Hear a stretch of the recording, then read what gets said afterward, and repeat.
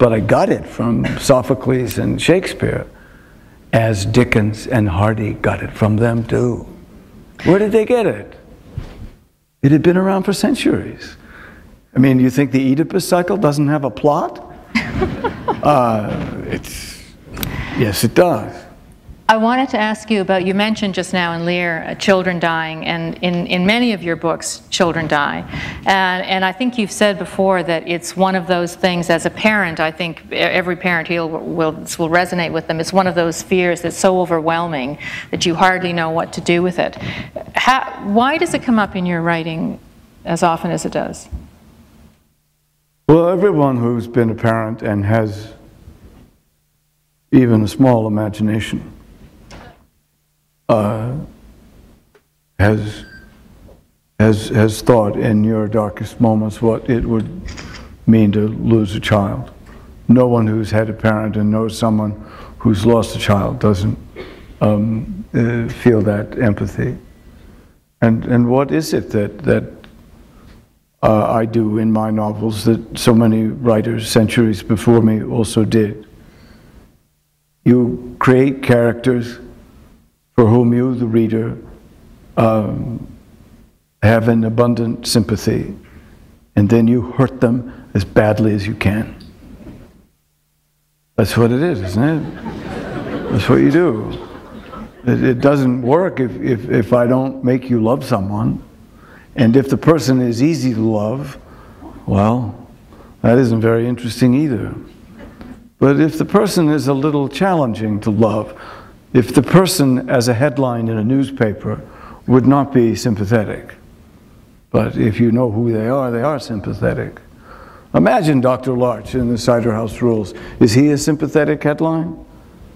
Doctor at orphanage discovered to be performing illegal abortions, dies of ether overdose. Does he sound like someone you want to send your daughter to? Probably not. But you see, that's what you have to do. You have to find someone who isn't winning instantly the sympathy of everyone, but that's your job. You create some affection for that person, difficult though he or she may be, and then you think, okay, what's the worst thing I can do to them? Now that you love them, what's the worst thing? So you're trying to break our hearts. Well, you know, that I hope I would find a better way to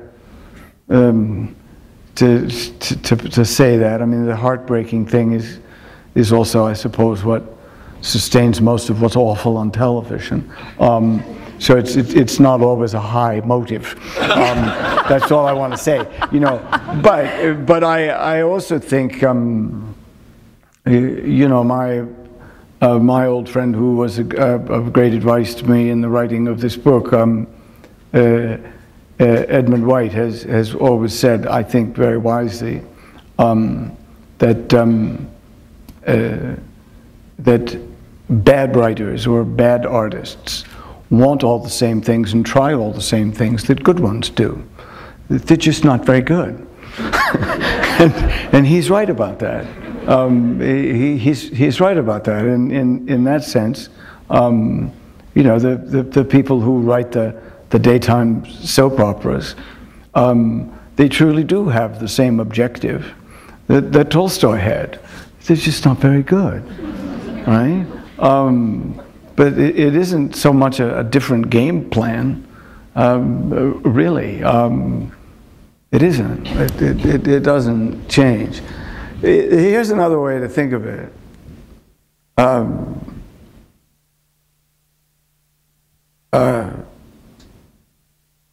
There is always an element in every novel of mine that I am afraid of.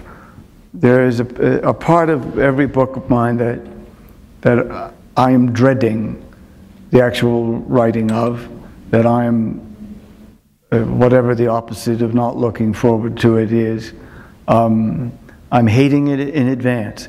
However many years it's waiting for me, I know what it is, and it's a huge part of the reason I am writing the book. But it's the part of the book I never wanted to write. There is that element in every novel I've written. It is what you hope never happens to you or to anyone you love. And for me, I wouldn't take the time or put myself through the pains of writing a novel if I didn't know what that element was. What is it in the story that you don't ever want to happen to you or to anyone you love? Because if the story is without such an element, why the hell are you writing it? Who are you writing it for? Whose heart can you break with that? Possibly. You might as well just not waste your time. But what is it, this thing? And the other thing about that thing is that you already know what it is. You who pick up this book, you don't have to go very far before you know what it is. That thing I'm talking about. You know what it is. You know Owen Meany is dead when you read the first sentence. He's dead. He's gone. Someone is missing him. How does he? What you don't know is how. What you don't know is when. You don't know the details. But there's no question that he's gone. I am doomed to remember. Duh. He's dead. Right? He's already dead. So you have that to look forward to. And the more fond of him you get, you think, well, oh shit, you know, because he's not coming back. He's already gone, right? In the Cider House Rules, here's a kid who's born in an orphanage, right? He has every reason to want nothing to do with abortion. Why? The only thing his mother gave him was his life. Why would he even want to think about abortion? He wants nothing to do with it. But you also know something else. Aha, he knows how to do it. He has, as the old doctor who taught him says, perfect obstetrical and gynecological procedure. He is an abortionist waiting to happen, right? It's only a matter of time when he's going to pick up the bag and do it, right? He knows how. Well, I didn't teach him how so that he won't do it, right? Of course he's going to do it. You know it's coming. In Last Night in Twisted River, when that father and son run away, of course they'll be caught, right? Well, what is it in this book? I think it's apparent in the early going. You're listening to the voice of a man who's almost 70 years old. You know that in the first couple of pages. And he is remembering his childhood, his sexual coming of age as a bisexual boy in the 1950s and 60s. Uh-oh. What's ahead of him? He doesn't know it, but you know. What happens to him or his friends or many of his lovers and many of the characters you are meeting along the way? What's going to happen to them in 1981 or 82 or before the 90s are over? Of course that's coming. You know, the AIDS epidemic isn't a secret in this novel. That element in every book I write is never a secret. It's just sitting there. It's like the big cloud, and you know what it is, and I know what it is. And it's there. You know, from the moment Garp loses his mother, what else is he going to lose? More than he can imagine, right? More than he can imagine. It's so fascinating to hear you talk about these stories and how they come to you. You say you start with the last sentence, but it sounds almost like a mystical experience, but it can't be because your books are so complex, and obviously you have to give so much thought to the plot and how are you going to keep people turning those changes. So does the story arrive when you get the ending? Is the story really all there, or how exactly does that mechanism happen to you? Well, it's usually there, you know, it's usually there within sometimes within a couple of days after that ending, sometimes within a few months. But it is there pretty quickly upon that knowledge. And remember too that what happens at the ending is a lot clearer to me sooner than the actual sentences. And it's the actual sentences that I need to sort of be the trigger point for me to say, okay, I'm ready to begin that one, because I know, like a piece of music, the very phrases I am writing toward.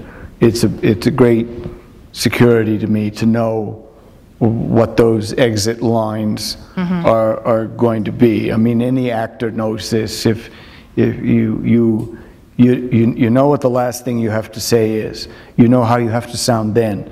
And it's only because you know how you have to sound then that you know how you're supposed to sound when the audience meets you, which is not quite that way. But there has to be an ingredient of it in your voice when you meet them for the first time. And it's a security thing. It's like, I don't know how to do the thing about plot that I love, the foreshadowing, the flashbacks and the flash forwards in different proportions. I don't know how to do that if I don't know very exactly where I'm going and who meets whom when, and when their paths cross again, and very importantly, who survives the story and who doesn't. So you're not one of these writers then, because you will meet writers every once in a while who say their characters, they don't know what they're going to do, and the characters surprise them by, you know, zigging when they thought they were going to zag. That doesn't happen to you? You know, some of my best friends have told me that, and I don't know what they're talking about.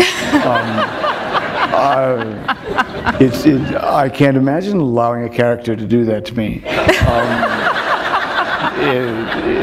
I mean, I love many of them, but I don't. But you're the boss. I can't imagine somebody. Yeah, exactly. But you know, just to be serious for a minute, you know, please don't mistake what I'm saying as a religion or as a prescription.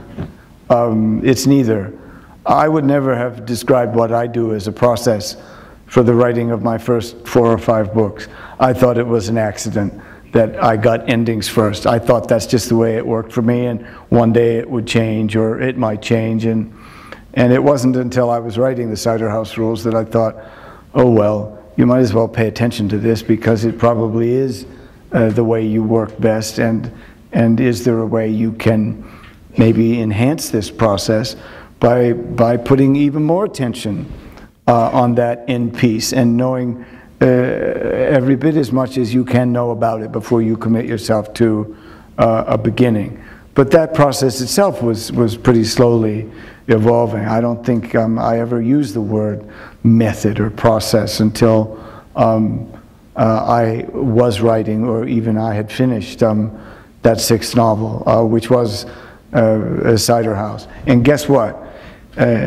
If I am one day writing my way toward a predetermined ending, which is the only way I apparently know how to work, if one day I'm doing that and I see a better ending, I'll take it. You know, I don't. That's why I say it's not a religious process, for God's sake. I mean, and nor is it a process that I have ever recommended to another writer, especially to young writers who, both when I taught and now later, when young writers ask me about process, I'm quick to say, I am not recommending that you do this. I've never said to anyone, well, you should know the ending of what you write before you start, you know.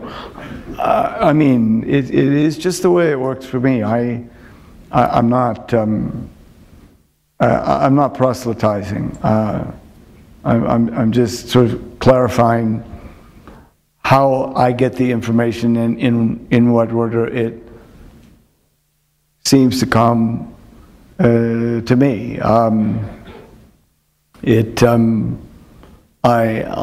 the 24th of December of last year, I did not know which of 3 or 4 novels that have been waiting for some years to be written, I did not know which one I would write. On Christmas Eve, I wrote the ending of one of them, and that's the one. You mean number 14? The one you started, another one? Yes, and it's just as simple as that. It's not a plan. I don't, I'm often not even sitting at my desk or thinking about writing when I suddenly see the whole thing just kind of falls into place and say, oh, that's that ending. And then I go and write it down. So it, you know, I wasn't trying to begin, by which I mean end. I wasn't trying to begin or end a novel on Christmas Eve. I just that's what happened. I want to leave some time for you to get to the audience questions that you looked at, but I did want to ask one last question because I brought it up like a gun in a scene, so you've got to use it. The wrestling thing, how does, I mean, I know that you were a wonderful athlete, and you still, if I understand this correctly, you still work out every single day, right? You're very, very disciplined. So I'm just wondering what role that plays in your life, and do you see a connection between wrestling and writing?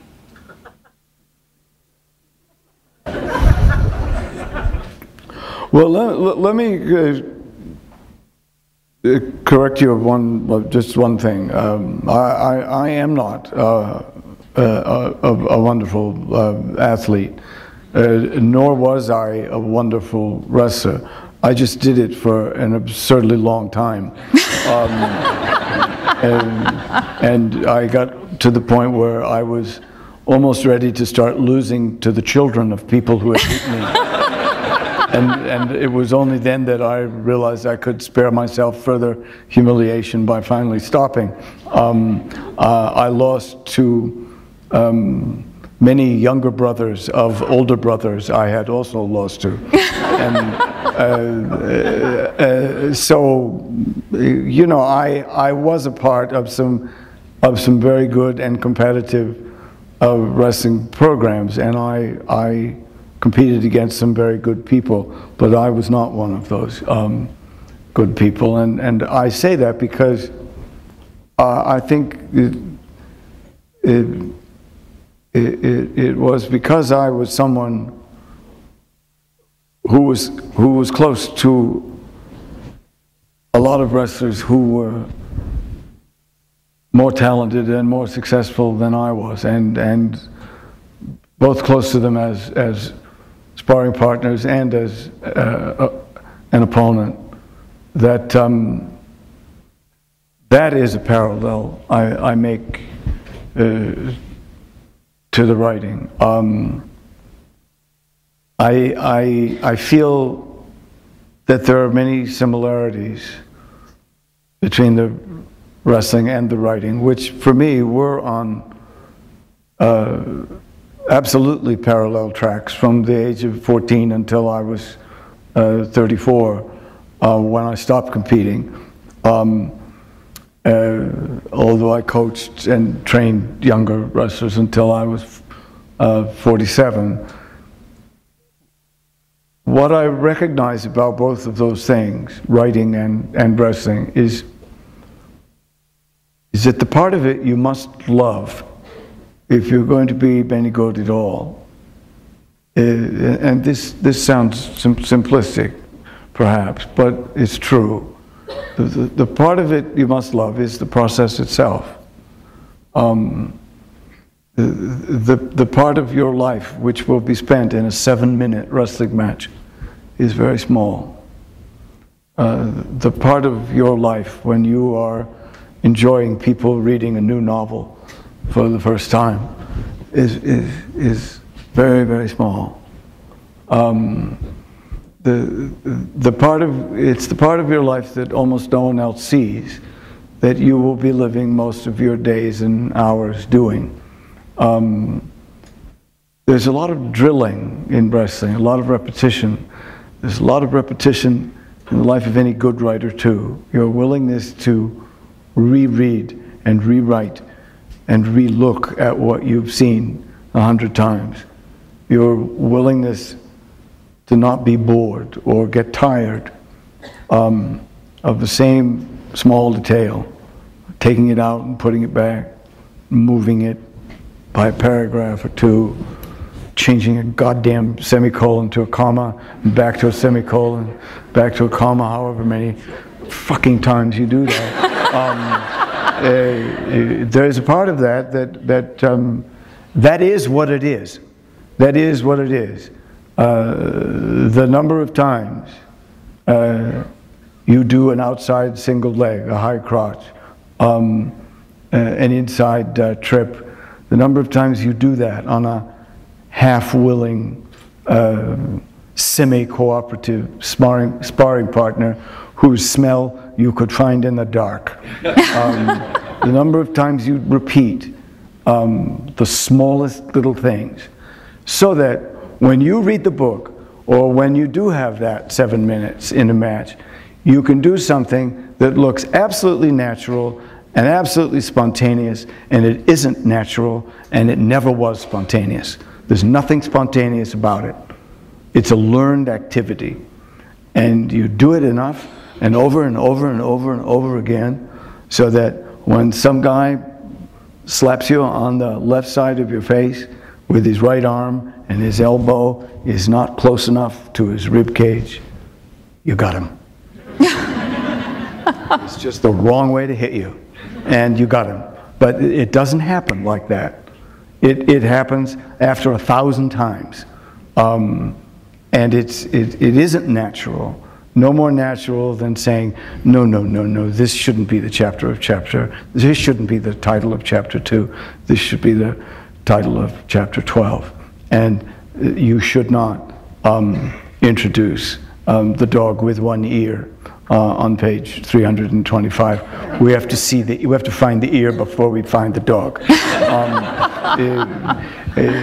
Okay, I mean, those things matter. And if you don't love those things, and how slowly the process is of going over those things, if you don't love that part of it, you have no business being involved, right? Because the way things get made well is really slowly, very slowly.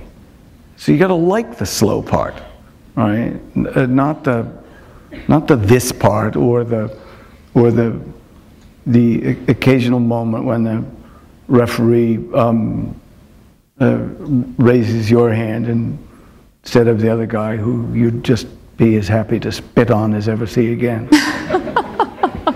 Right? That's what it's about. You have to like the process. Yeah. You had some questions that were written out for you, and I think you were going to answer a few of them now. Well, some of you asked me the same question,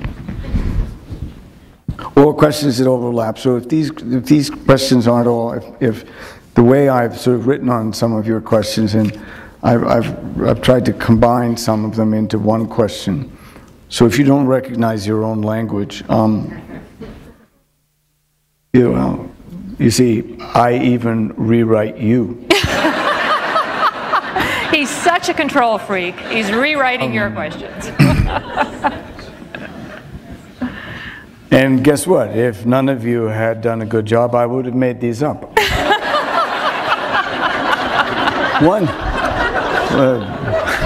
Shameless. One night, I tell this story and nobody really believes me. Well, there's one person who believes me. She's probably not here.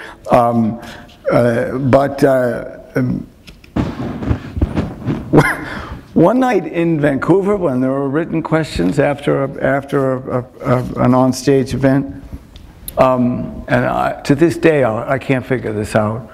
3 of the questions were for Margaret Atwood. 3, okay? 3 of the questions were for Peggy, and I thought, oh, well, okay, we're almost exactly the same age. We're both married to much taller people than we are. But, come on. 3 people.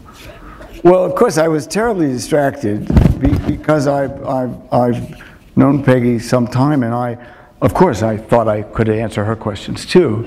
I thought I knew what she would say, and it was very distracting because I wanted to answer her questions, not mine.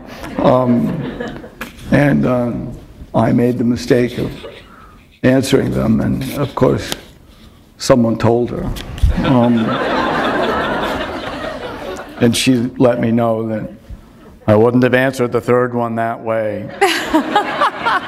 Or words to that effect, you know.